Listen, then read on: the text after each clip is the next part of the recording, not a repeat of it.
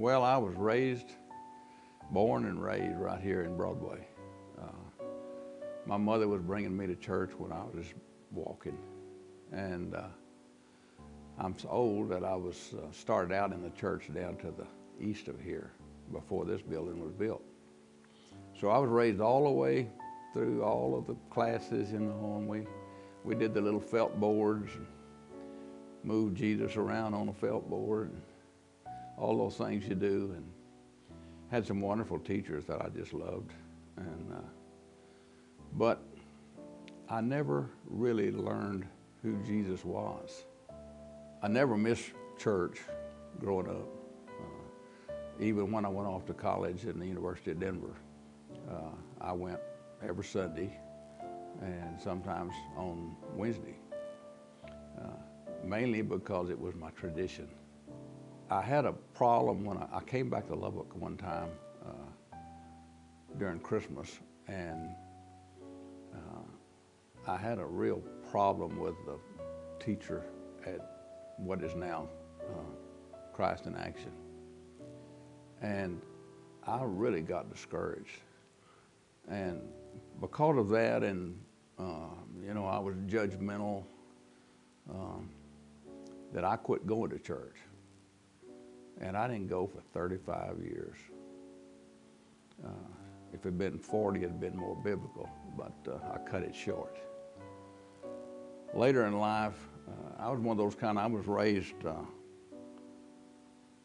of like a lot of Texans are, that I could do anything. My dad was jack of all trades with little formal education. He raised us to take care of ourselves, to make it on our own. So everything I did, I figured it was me. I was smarter than a lot of them. I worked harder than a lot of people.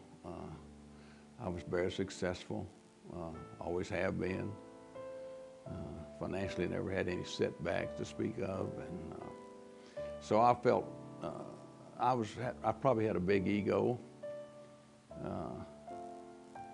and probably showed it to some people, even my family. I began to realize I couldn't solve my problems. Only God could do that, and so I started praying. I never had really done that before. I'd prayed, the cliche prayers that little boys do sometimes, and memory prayers and all these kind of things, but I'd never really talked to God. Ann and I sat down together and we cried a lot together, which was unusual for me in those days. But I think that's when I began to study the Bible. She'd already read it. Of course, I knew all the Bible stories, but I didn't know what they meant. I didn't know what the implications of what to be a disciple really was, and what God, how He loved me. I never did sense all of that love that Jesus just pours out on us. And I didn't understand it when they said it. I was a judgmental type person, I think, a lot of ways about other people that I knew. Somebody was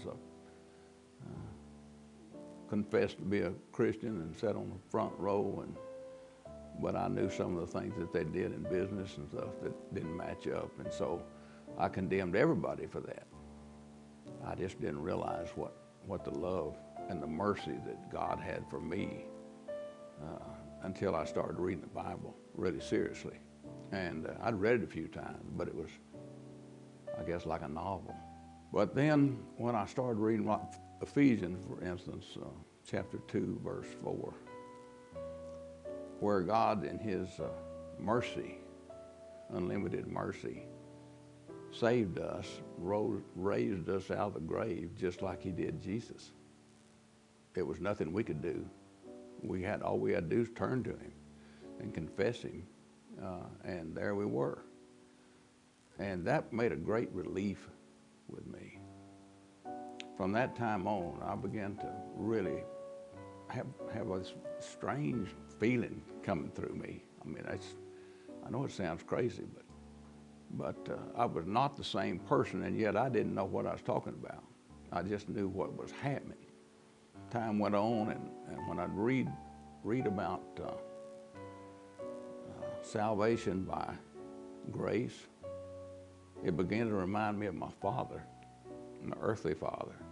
You begin to do things for your father because you love him, not because you have to. When I was 25 or 30, out farming on my own, well, I didn't have to do all those things for him, but I wanted to then.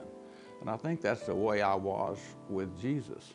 You know, you begin to do a lot of things. You're not required to do all that work to be saved, I believe, but you start doing it because you want to and because you love him. And when that happens to you, your whole life changes for the better. And I became a different person, really.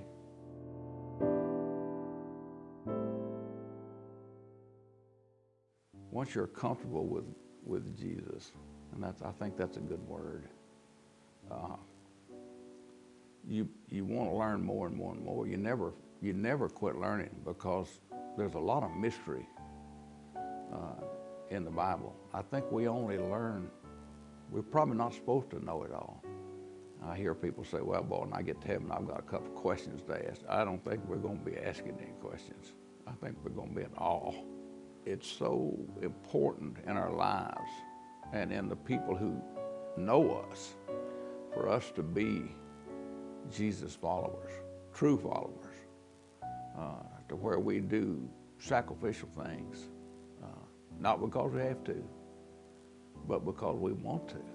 That's our purpose in life, to spread the word. If it's that good for me, then I want somebody else to know it. My name is McDonald, and I'm a follower of Christ.